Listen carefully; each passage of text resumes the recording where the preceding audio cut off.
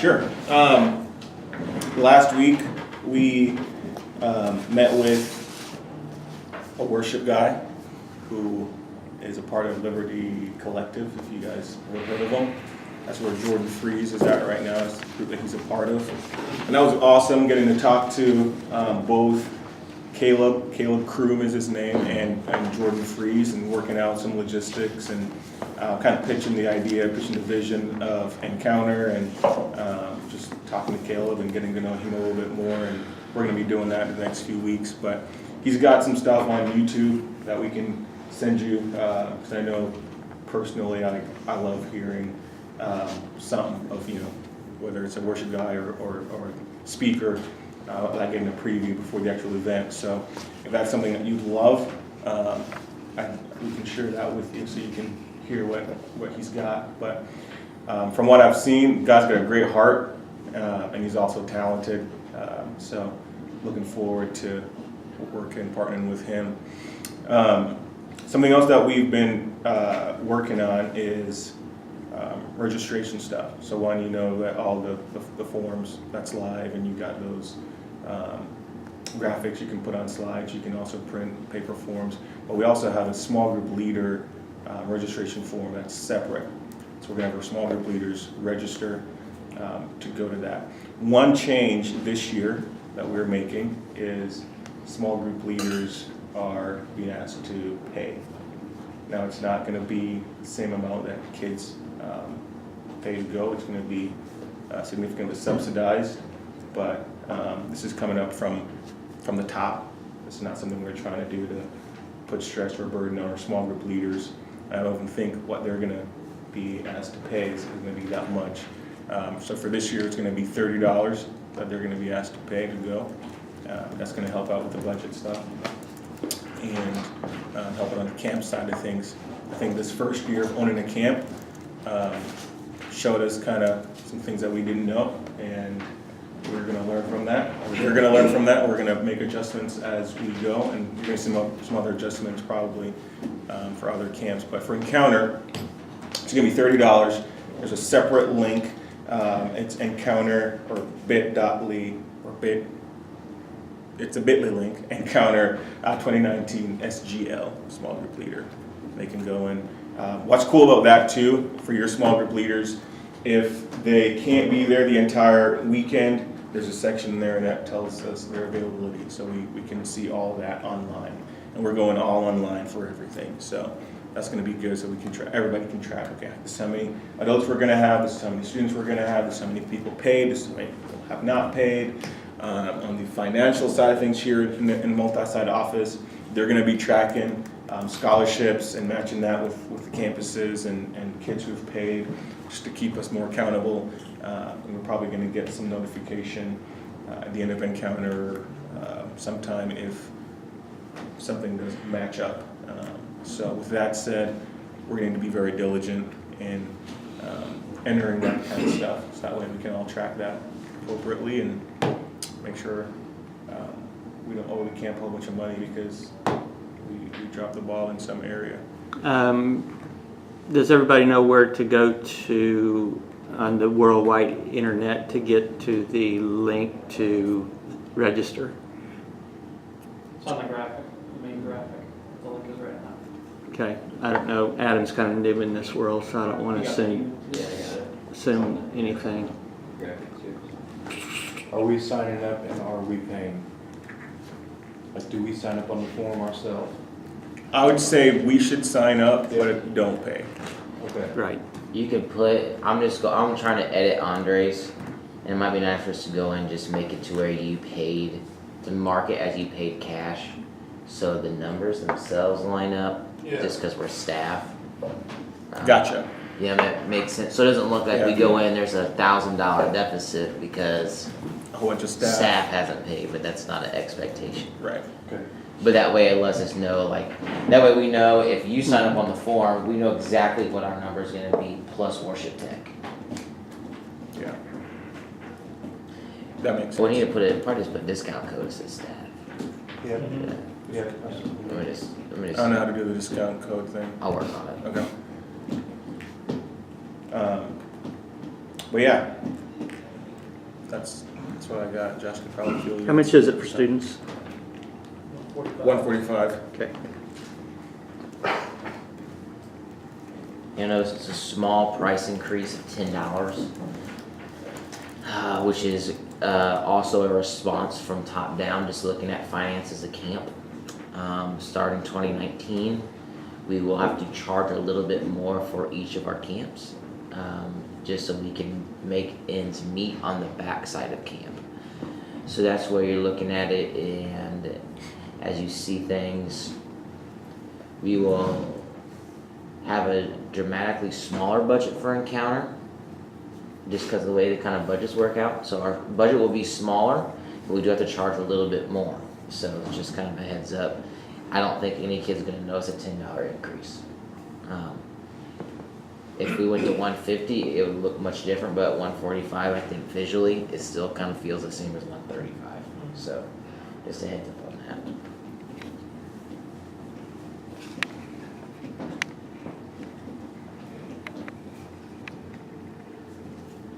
Then I guess I'll go next. Yeah. So I'll do a quick rundown on theme, and I'm going to do this with the intention of asking for your interactive ideas and being able to develop this a little bit further,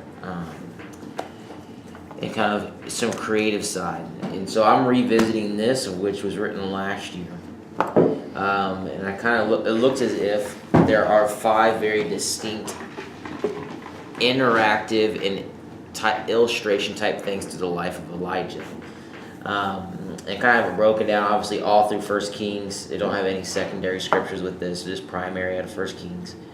And the first session is all about setting the comparison of Ahab and Baal to the way that we live today, and how we tend to kind of set all these things up and maybe go the wrong direction.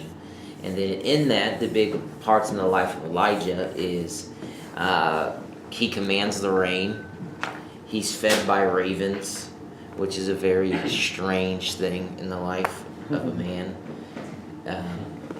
But also you'll be able to set up a kind of a cool illustration of what God provides for his people in that visual feeding by ravens. Then it also talks about bringing the widow's son back to life.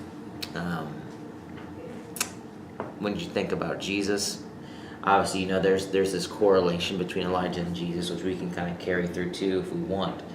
So that's kind of the first session, setting all that up, setting the stage, setting the background of who Elijah is, the context of what's happening, and how that context is very similar to where we are today. And then the next morning, it takes that idea, but it boils down to really something specific when we look at Mount Carmel. So that's kind of like the illustration that we will see on this session too. But in this one, instead of that illustration being maybe like the cultural comparisons of Baal and today, it's really like what fire are you trying to ignite? So looking at the prophets of Baal, they were sitting here, they were convinced with everything they had that Baal was going to come down and light their shrine, their altar, whatever you want to call it, to where they were cutting themselves and pouring out blood. Like with everything they had, they believed that this was the way to live. And then we'll kind of twist that to where our life in our comparison is, what fire are we trying to ignite? Like, what are we pouring everything out in, but we're not receiving anything in return?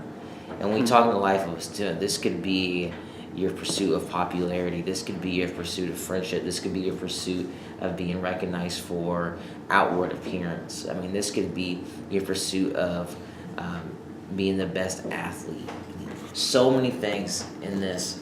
I think we could correspond there and be allowed to use this fire as an illustration. Then the next one, session 3, is really I think the one I'm the most excited about, just knowing and seeing where students struggle, is you had this awesome moment in the life of Elijah, Mount Carmel, this miraculous thing, and all of a sudden you see this man like running for his life. I was like, wait a second, you just destroyed and then went through and did this massacre essentially, and then he's like running for his life, and he's fleeing, and he gets to this point where he's sitting underneath the broom tree and asks God to take his life, which is you go from this highest of highs to the lowest of lows. And really using that broom tree as an illustration of a lot of times in our lives, we find ourselves stuck to where we want to give up, we want to quit. And really how God wants to provide for us, how he wants to walk through with us. Because in the first session, you'll see that God provided for Elijah through being fed by ravens. But then here, you see God providing through an angel, I think it says. I got to go back and really get educated on this. But you also see God providing for Elijah in that moment too. And I think it's to be really kind of using this broom tree illustration of where we struggle.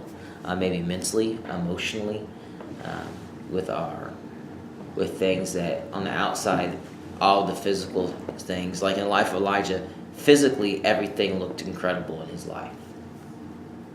It's just like he just won this massive war against Baal, against the culture of the world, but emotionally and mentally, he's wanting to give up, he's wanting to take his life. And when you can correspond that back to what fire you're trying to light that morning to this session in the evening, I was like, whoa, that could be really powerful. Kind of hitting there. Then the fourth session is the moment we probably all think about when we think of Elijah, which is on the mountain of God. And that could, depending on your biblical interpretation, that could be one of two places or the same place. And really going to that moment where it's the still small voice. I talk about in the midst and chaos of this culture and this world of maybe your physical triumphs, but your emotional hang-ups, whatever you want to label that, as just saying like, man, God is there in the still small voice, and sometimes we look for him in all the wrong places. We look for him in the fire. We look for him in the chaos, but sometimes he's just right there, right near us. And that might be a session where we want to mix things up. It'll be the Sunday morning. So I had like two ideas, it looks like, here. I'm talking like a valley girl today. Doing some a cappella worship that morning. Kind of tying in the still small voice of letting the room just be filled with our voices, the voices of the church, and what that can kind of connect to the biblical story there, but also maybe interweaving some Devo moments throughout the session, which might be kind of interesting, something we haven't done before, that kind of mix it up that morning. Have this still small voice of looking to hear God, and partnering that with some Devo moments through some a cappella worship. I thought it might be like a cool twisting of things to make a really, really special morning on Sunday. And then Sunday night is where we kind of, a culmination of all this. And I'd assume we kind of end this way. But the physical illustration, last one's a still small voice, if I didn't make that clear. On the fifth one, it'd be the cloak. The cloak that Elijah leaves behind for Elisha. And you look at Elisha, he destroyed his former life. He removed the temptation that he had so that he could seek Jesus, so that he could grab a hold of what God had for him. What God had for him, excuse me. Through following Elijah. And then you see the passing of the cloak and the double portion of the Spirit, all that good stuff. And then you have this crazy whirlwind, whatever we want to make of that. If we can get a vacuum to suck people out of the room, that'd be sweet. probably not in the budget. But we probably cross some wires on that heating unit up there and make something happen. But that whole physical illustration on that last one's the cloak. Is, man, who are you pouring into? Who are you leading? And kind of make that maybe more of a discipleship, outward type focused that will lead us into whatever we like to do. The following ones. And I think it was something that Brett said a couple weeks ago.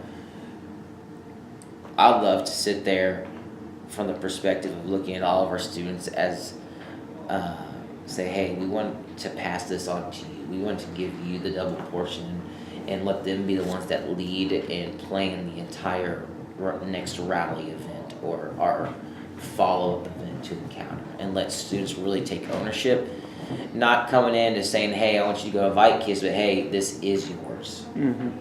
Take it, run with it, do something great with it. That's where I think would be really a powerful kind of forming on Sunday night of culminating all this stuff, leading into our campus time planning that as we head out for that point. So that's a really raw overview of the theme. It's got to be cleaned up. It's got to be pretty. It's got to have a common thought in line running through it. But you guys got thoughts? Things, red flags, things you got to make sure to communicate that. Because I know we're going to try to develop this a little bit further. Do we need to park on each one of those messages and just see if there's some ideas floating around, talk through them just a little bit? If we got time, I'd love to do To that. help you, I think we're good. Yeah, I'd love to do that if you got Yeah. time. All right, first one. Let me make it new. Let me pull up this scripture here. So this one, I kind of have it cut at around maybe 1 Kings 17 is basically most of this. And I'll be honest, I don't think I've read 1 Kings in the last year. So, moment of transparency here. I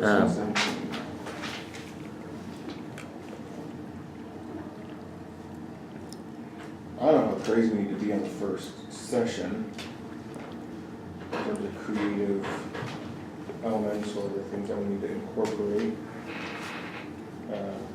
I also know that Encounter is usually the event that we try to be less produced. Mm-hmm. So they're getting the raw message and they're getting powerful message, not a whole lot of bells and whistles going into worship or some of that stuff.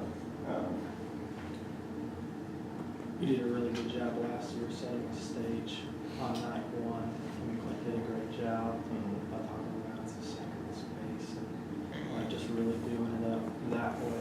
Yeah, I think it's always a great way to start. Absolutely. I'm with you with that. Absolutely. Production, especially on the first night. yeah, But yeah. I agree sending it up. Mhm. That's very important. Recap the first message just very briefly. and Yeah, give so some- 1 Kings 17, a few big things that happen is Elijah commands the rain,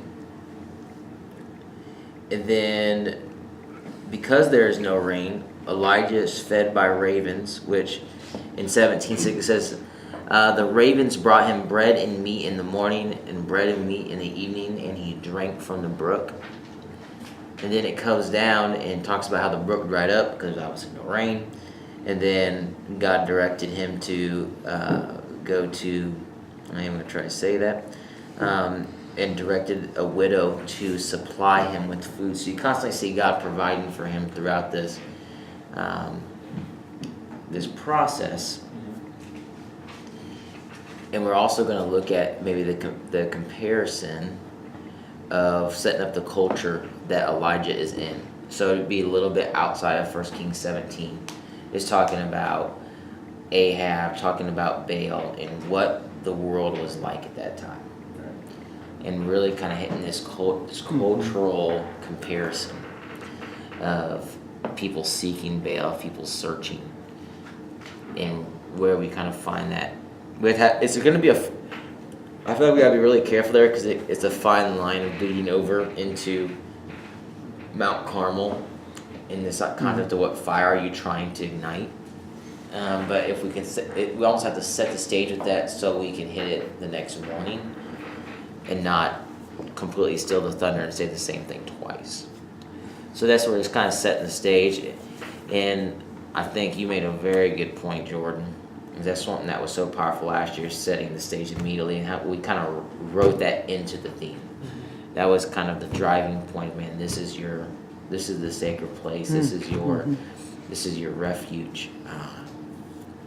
Yeah, God providing for him, and here's what God's wanting to provide for you this weekend. Yeah. Something. I mean, you look Yeah. through here, it says, you know, as the Lord told him to do this, told him to say this. Like there's a common thread, at least from what I've read in the first 12 verses already. God is speaking to Elijah, and God is speaking to you guys here this weekend, speaking to you right now. And he's providing for you. He's here for you. So I think that's something that's common thread I see here that could apply to them. Are you going into the widow's son? Like, is that in there, or are we using that at all? I mean, that picture of life being breathed into someone, like out of the provision that God gave, He continuously gave Elijah provision, and then He used Elijah to breathe life. I don't know if we're using it at all in this. It's where it's slotted to be used if we use it.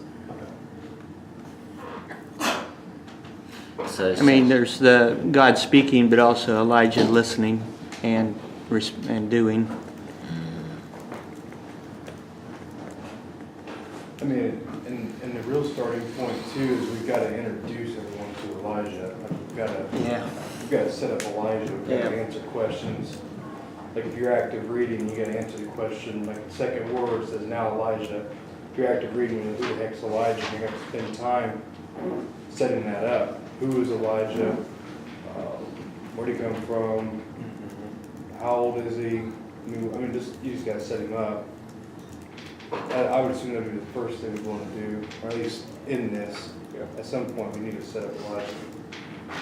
Even more so than Moses, because Elijah is he's a major prophet, but he's still, not near as well known as.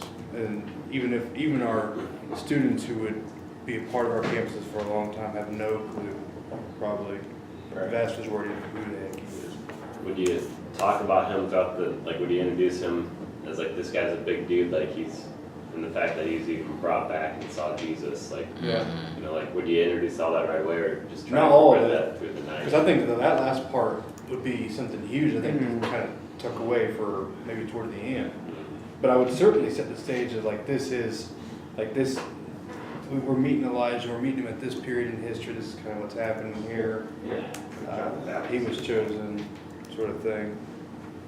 I mean, there's a ton of good stuff. Oh man, I mean, we'll get the New Testament stuff too. Even bring some of that later on. But this is, what I'm saying though is that 1 Kings 17 is a lot of stuff happening here, and so to try to get all of this, I mean, a person could probably spend an entire session with the first two words, now Elijah, so setting up Elijah, and just, you could even talk about the drought and being fed by ravens, and then going on, there's a lot you could do, there's a whole bunch here.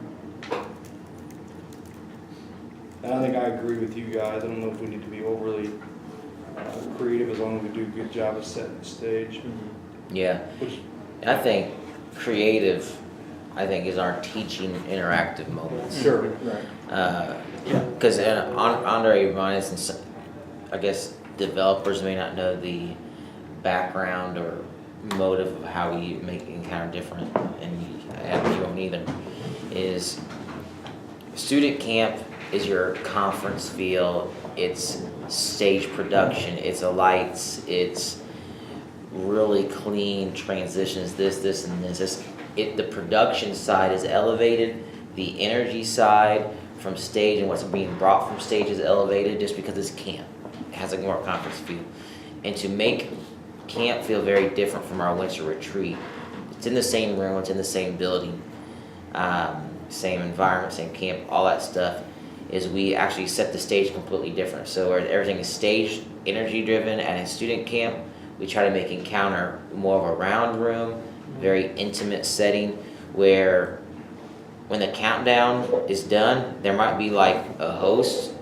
It isn't necessarily like a host, but it's more of like a director. And it goes into,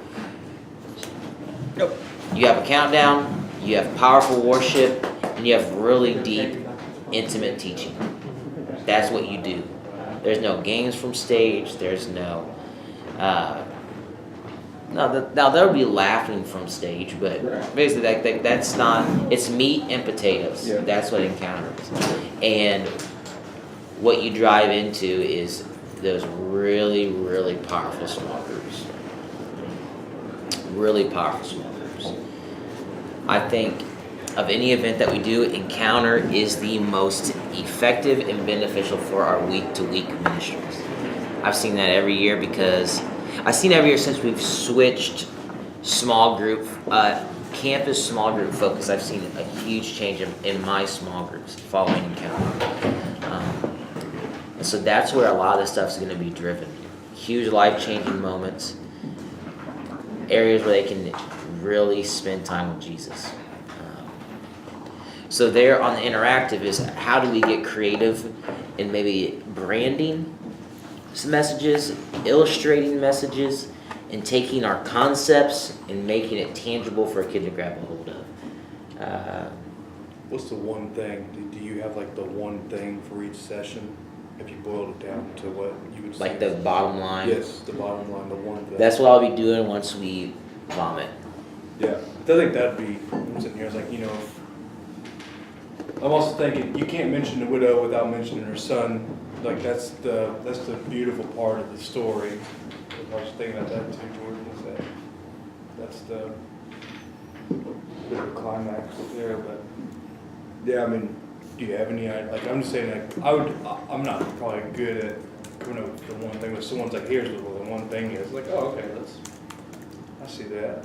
I shape that, but. I like the idea, like Elijah, right away, even going to the brook and being fed by ravens. He had to leave, maybe the city. I don't know the history of the city and stuff right now, but I don't know if that would have been a more, you could say, comfortable spot, because generally in cities you have more resources versus being alone out in the wilderness. So if you can correlate with the students right away, hey, this is Elijah's, it's here from God, he responds to God and did something that was contrary to what maybe everybody else is doing. Maybe everybody else during a drought gathers together to help each other out instead of going away. So there's something there. You can help students try to engage in the fact that our culture is, everybody's gathering here because it's easier, but yeah, God might be calling you to do this, and then that's something there.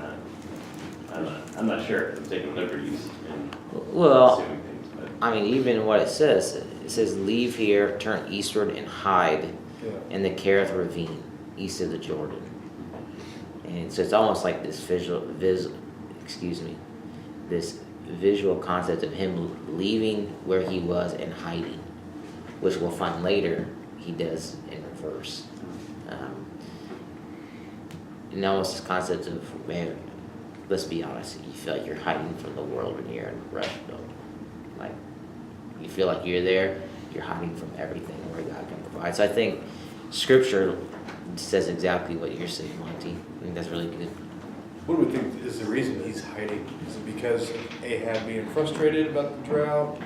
Is he like that's why is Elijah hiding? Or is God told him to go turn eastward and hide? Like that's a quote from the Father. So God's actually telling him to hide.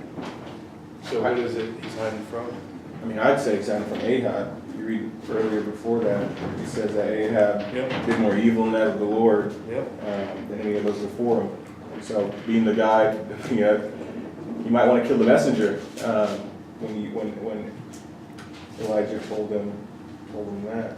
Well, anytime God tells you to do something specific like that, that means that they absolutely want to kill him. Yeah. Like it's a very physical, real thing. Right. Like the Father's directing Elijah to a safe place because if not, he's dead. So instantly we're entering a season here with Elijah where he's in the middle of some great vitriol. Like it's not just like, hey, I just want to talk to this guy, and then when he was kind of upset, like it's a very David like that. He's running for his life, and God's like, hey, you're gonna come here, and you're gonna hang out right here. Provide safety. Yeah, so it wasn't just a provision of the food and drink, but it was like the Father was also providing salvation, and he's also doing that again. And like you're saying, Josh, this is a place. Rushville, Illinois is a place to come. And the Father is telling you to come here, and you can rest. All the things that are trying to harm you and kill you, the Father's directed you here for this moment. He's directed you here to camp. And you can take solace in this few moments. And you're going to be provided. But, yeah, I think it's really important to set the stage of like how, like it wasn't just a hi Ahab, but like it was like, now you're going to die. And I'm going to come and get you. And God's like, no, come here. So, I don't know, like just starting out with that, like that adds a huge amount of weight to just the scene itself if you're directing it like a movie. If you're wanting to set the weekend up, another thought that's bouncing around my head is that you're here because God brought you here. Yeah. I used to talk to people about ministry, and they'd be helping infuse, and it's like, did you come to a place where you said, hey, I'd like to do that? But it's like, no, that's not how it works. God places people in ministry. You're here because God tapped you on the shoulder and said, I need you. And you're here this weekend because God, and you might not realize it, but you're here this weekend because God wants you here. Because He has some things He wants to say. And he's got something greater for you. Like the word greater. Like I've This heard is- it before, and like in this context, the word greater, I think is a great, like if you were gonna theme it out, like one word that threads throughout the entire thing. It's like God had a greater purpose for him. God had a great, and God was in him and was with him, and he's calling each of us to something greater than even what we're at right now. Like that's why we're here. It's to like, he's called us here, he's brought us here, and he's called us for a reason. Yeah. Like He directed him to that safe place. And that's what God's done for you this weekend. Yeah, and verse 7 it ends. Sometime later it dries up. Time to go. Like it's all done now. Which is a great correlation for camp. Like it's all great, but hey, like on the last day you can even revert back and say, work's dried up and it's time to roll. And you've got all this. We talked about the cloak, and we'll be able to send out and we'll be able to charge our students. But yeah, it's just like I love how God's protecting him, but he's also like it's not like if God wanted him to stay there safe, he would have just kept the brook running with water, right? Right. So the fact that the brook dried up meant that God is actually telling Elijah, like, now it's time to rock and roll. Yeah. And it's no longer necessary for you to be in this safe little confined spot. And he said it in verse 9. Go. Yeah, Go to this place. yeah. It's a great correlation for camp, I think. Absolutely. It's a good way This is to. their Kirith Ramin. You can probably hit that more so, and then the actual things that he did, with the ravens feeding him or something. Those could be supporting things for this whole concept of him having to go away to be safe for a time in order to go back and do these crazy things. Yeah, he had to go before he could first be provided for. Mhm. Jesus did say, there's speakers who can dive into all that stuff. I think that kind of ties into what you guys talked about last year about isolation. And like putting yourself in a place of isolation so that you can be prepared to go out. I love the point you just made too about, you got off at the spot after the risk was taken, like it wasn't like, hey, come over here, but like, it was almost like, obviously, if we were to read the whole thing, the entire context of before 1 Kings 17, like I'm sure Elijah wasn't excited to go see Ahab and tell him like, hey, just letting you know that from now on, I'll let you know when there's rain. Like, that would have been a really difficult thing to do. So the fact that Elijah walked up and did that, knowing who Ahab was, knowing what he knew, and knowing what he had to say on behalf of the Father would be hard, and he did it. And God's like, I got you for a spell here. Yeah, probably had you away because otherwise we'd have been maybe tortured or something. Until he said, yeah, bring the rain, Yeah. So, but He could have also held Ahab hostage at the rain, but hey, listen, if you touch me, like you will get no rain. Can't say anything if you hurt me. I don't think he really cared. Don't try to kill Elijah anyway. Yeah. But you could spend an entire session there if you wanted to. Like you could just plan. I don't know if you have to, but I mean So, all the ideas coming out, is there anything interactive that pops in there? I see stories, like you can, as far as interactive, I just think of while you're setting the stage, if you're setting up Elijah here, you could also be setting up some of the things so God brought you away from this. Like you could be going through the personal things that maybe some of our students are being brought out of for a spell. What home could look like, what's going on in their mind, what's going on in their relationships, what's going on at school. And for a spell you're here by the brook and the ravens are feeding you. I don't know, interactive, like beyond that, I don't know.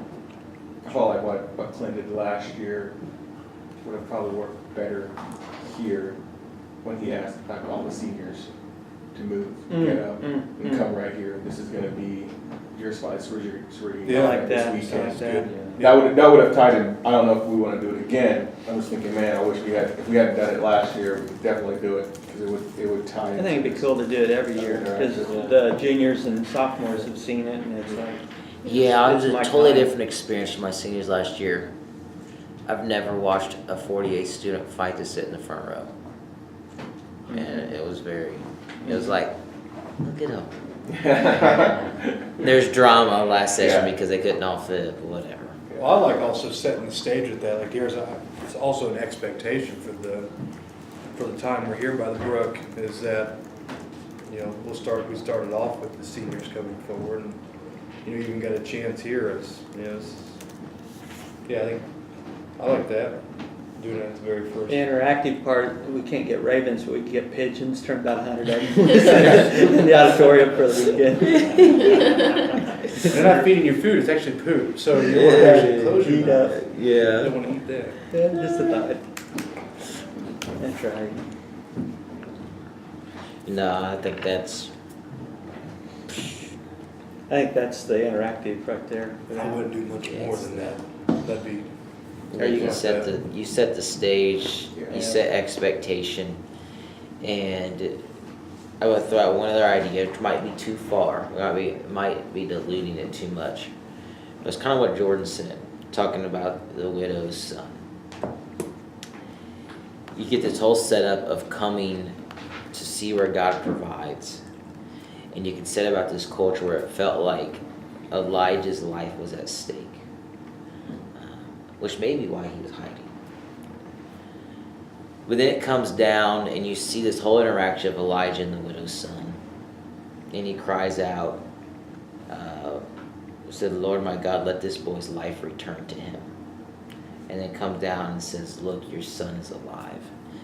It might be diluted too much if we come down and talk about, man, you are here not as a mistake.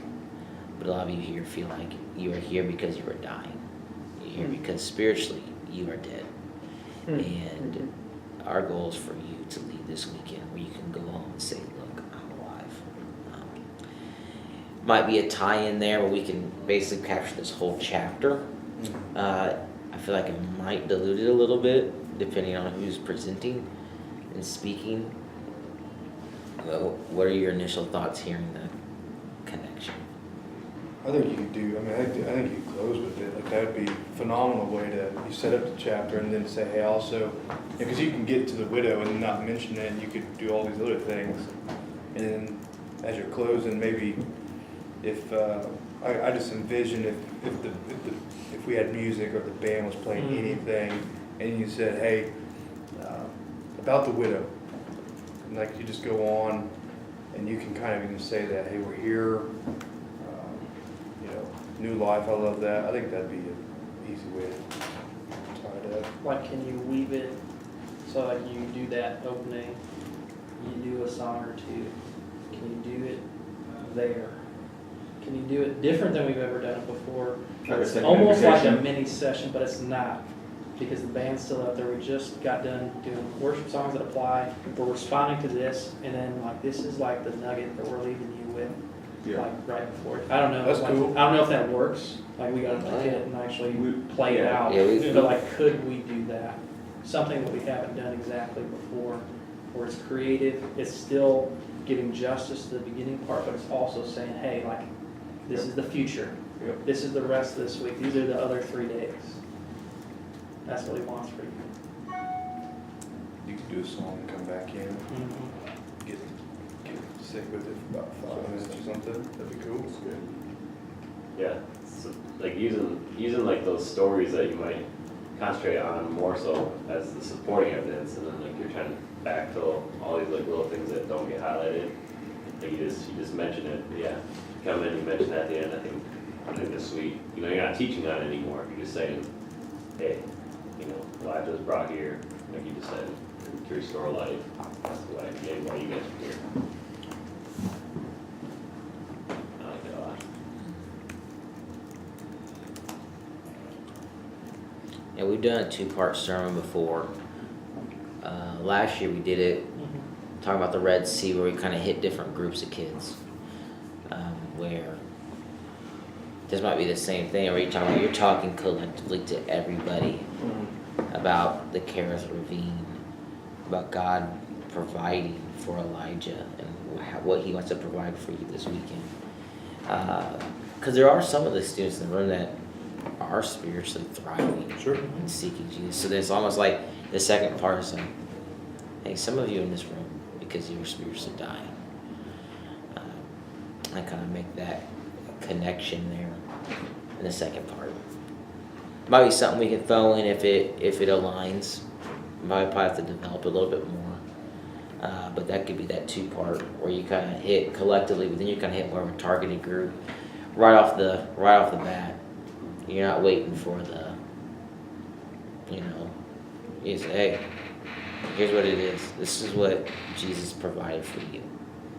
God provided this for Elijah. This is what God provided for you. He's going to bring you life. And just kind of come out the gate swinging for the fences. Cool. You ready to shift gears to 2? Yup. 2's Mount Carmel. All of which encompasses Mount Carmel. And kind of where I thought, far as the stickiness, where we could go with this is, what fire are you trying to ignite? So as we live our lives, are we waiting for God to ignite our fire as Elijah was? Are we sitting on the other side, doing everything we can, working as hard as we can to pursue something that's worthless and meaningless, as the prophets of Baal were, as they were seeking and thrashing and crying out. And the longer it went, the harder they tried to grab a hold of something that they thought was the purpose and meaning of life, but in turn, it's not what we find. When I read this story, I think my favorite part of Mount Carmel is the fact that Elijah's like, yeah, hey, go find some water and pour it on that, will you? Because one, there's a drought, so I assume that water was not 3 years. 3 years. Yeah. So I'm assuming there's probably not a lot of water.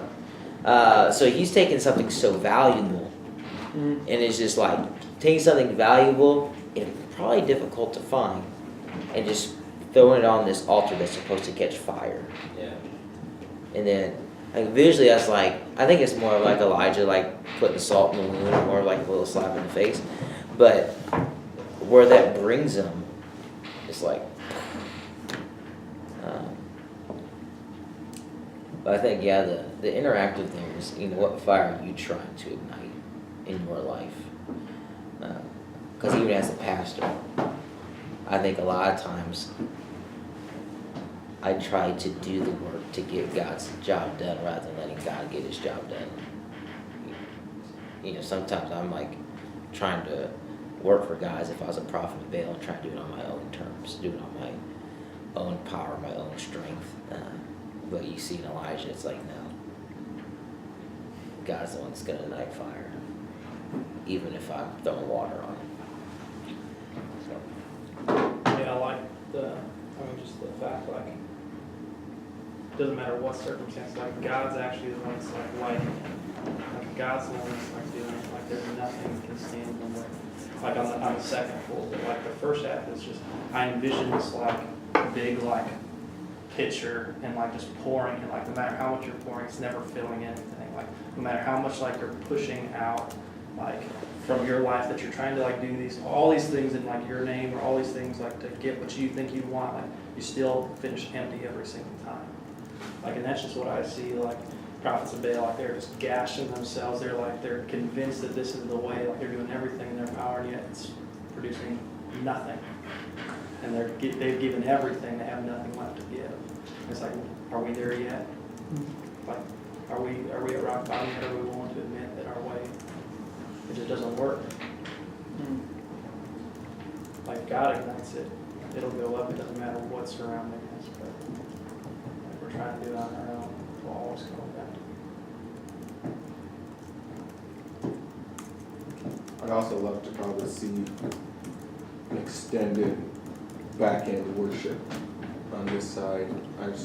Verse 39 for me is probably one of the most powerful verses. When they all fell prostrate and cried, "The Lord, He is God. The Lord, He is God." And just seeing if we could either ending there. I'm assuming that's where we'll probably end, not with seizing the prophets and all that stuff, but for the people acknowledging and worshiping God in that moment. Could we, I think we could extend worship a little bit there. Leverage that verse, leverage that ending.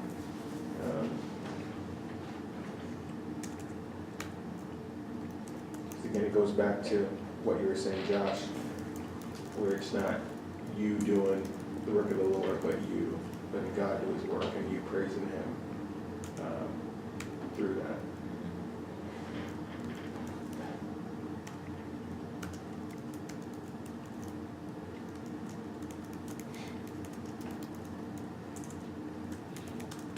Does anyone else like when Elijah just starts being super sarcastic? Maybe if you shout louder, that'll help. And then their response to his confidence is like more destruction. Like they start really cutting themselves. It's pretty. I mean, it's funny how darkness is. Their response to light is actually to try to become more dark, but it doesn't work very well. And his confidence, like this entire scene, like even whenever he meets Ahab, and Ahab's like, "There's the troubler of Israel," and it's just funny, like he just has this confidence this entire time, and then. I think it's fun. It's cool too that not only does he mock him, makes fun of him, shout louder, he then orders him to put 4 more jars of that precious water that is in such high demand. He puts 4 more jars of water. He's like, I'm gonna make sure that you guys understand that Baal is not the way. He kind of puts a little more insult and an injury there with that extra bit of water. He keeps wasting that water that's so precious, and I think it's kind of funny. I think it's funny because You know, you already doused with water once, but you make them do it again, you know, 4 more jars. God still lights it up, you know. No much we try to put our flame, you know, we might be trying to douse it, but God still can catch fire to it. So, you know, it's cool if he burns it completely up.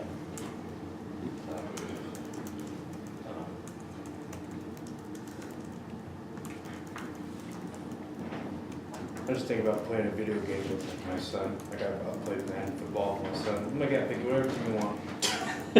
Oh, you want Tom Brady too? Go ahead, let's trade Tom Brady. Like, you know, that it's just that same feeling of like just complete confidence of like, yeah, you can pick the cap, you can pick the bowl, whichever bowl you want, you can pick it. Oh, cool. Which spot do you want? Cool, you got it.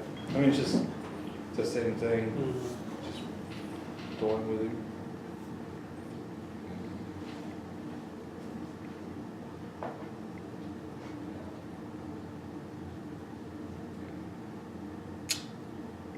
Yeah.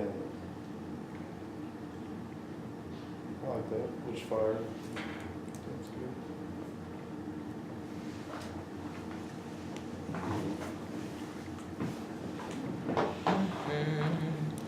Anything else you guys like to add to this one? We're gonna jump to 3.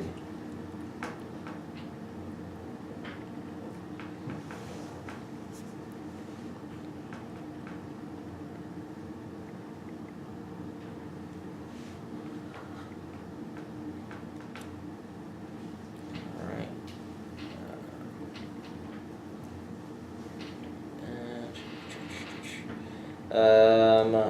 3. We find in the aftermath of Mount Carmel, Elijah is fleeing to Haran. In 19, he said, "Now Ahab told Jezebel everything Elijah had done and how he had killed all the prophets with the sword. And so Jezebel sent a message to Elijah, saying, 'May the gods deal with me, be it ever so severely, if by this time tomorrow I do not make your life like that of one of them.'" And Elijah, who just had slaughtered 1,000 men, or I think is what the math comes out to be, around there, with however many he had, ran for his life.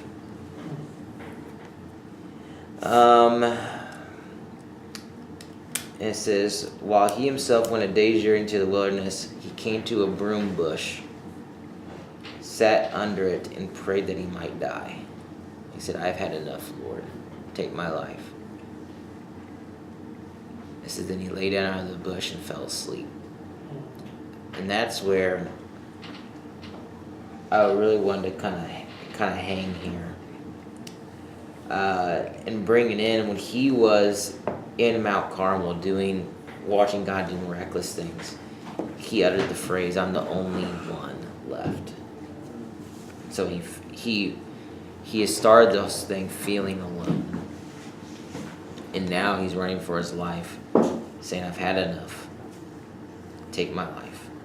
And really correlating that with where so many times we feel in that place. Like we want to give up, we want to quit, we feel alone, we feel like there's nobody that understands us. We feel like, a student at home may feel like they're not loved, but nobody cares. At school, they might feel like they are alone, nobody cares. And they might feel like they've had enough. And that's where we can really, I think, take Elijah and say, this is a man that's no different than us. Mm-hmm. Having the same feelings, the same thoughts. And then you see an angel come. And he said, "Get up and eat." He looked around and then there again was food and drink that God provided to him. It's like their God was providing for Elijah again. And so that's where you kind of look at this, is even though we might feel stuck, God not only provides, but he moves Elijah and said, "All right, eat, get up, you're going on a journey.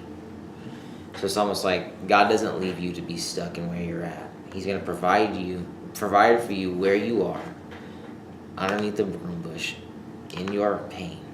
But he's also going to be moving you to somewhere different.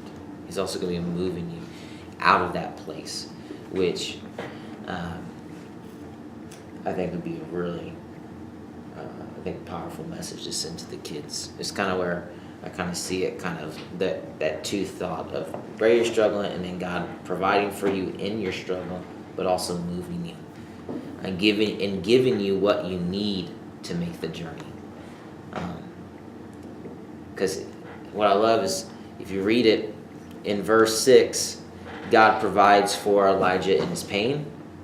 And then in verse 7, it says the Lord came to him a second time. It's like, all right, I provided for you in your pain.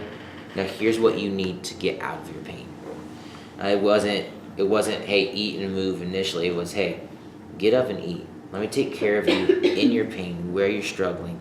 And then it came a second time. It said, all right, get up, eat, you're on the move. You're leaving this place. So that's kind of like, I kind of love that break in this story. Or I guess this 9 verses. That also helps him see, what he's seeing too. If you fit that in there or not. Where Elijah says, I'm the only one, yet towards the end there you see how he has preserved 7,000 others in Israel who've never bowed down to Baal or kissed him. So even though he thought he was the only one, he wasn't. But it took Elijah going through being fed while he's in his pain, then getting equipped to take the 40-day journey to Mount Sinai, like another experience with God where he had this incredible stuff. Then God told him, hey, this is what you need to see. So I don't know if there's something there where it wasn't like God's like, no, shut up, like you're not the only one here. Or he actually cares for you in your pain. He's gonna take care of you, but then he's gonna allow you to see beyond what you're seeing. Maybe that gives Elijah hope, and then he goes and calls Elisha and stuff, and starts seeing things. There are others.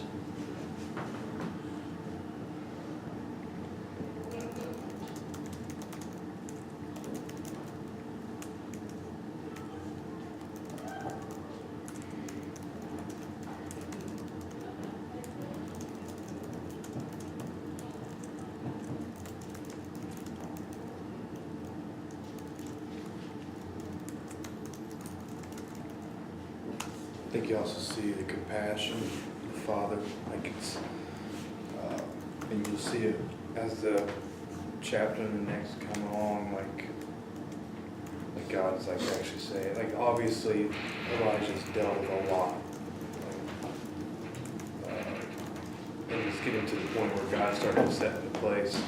That's probably the next session. He's starting to set into place the way out, like an answer to his prayer. We got more to do, but we're going to begin to set up who's going to be anointed. Head over Israel, head over Judah. You're going to find Elisha. We talked about that. But I just like that it starts here where he's exactly what you're saying, that he's helping him. He's not asking him to do anything. He's just saying, here's this, and then rest. Like, just rest. And then God's working out for him an exit strategy. One that he, obviously the Father feels like he deserves. One of all of them. But, yeah. I think the tie-in here is so good because you're going to have so many church kids who have believed for a while, seen God do some cool things in their life, seen God work in miraculous ways, Yeah. and then be able to relate it and still understand that they're still, even though they've seen God do things, they're still in that point of darkness. They're still in that time of struggle. And you see God come through to provide for Elijah, and he's going to do the very same for you. And he is doing the very same for you. It's going to be really good. You guys try and do like worship like along with like the lines of what's going on, right? Like the songs. Yeah, we well,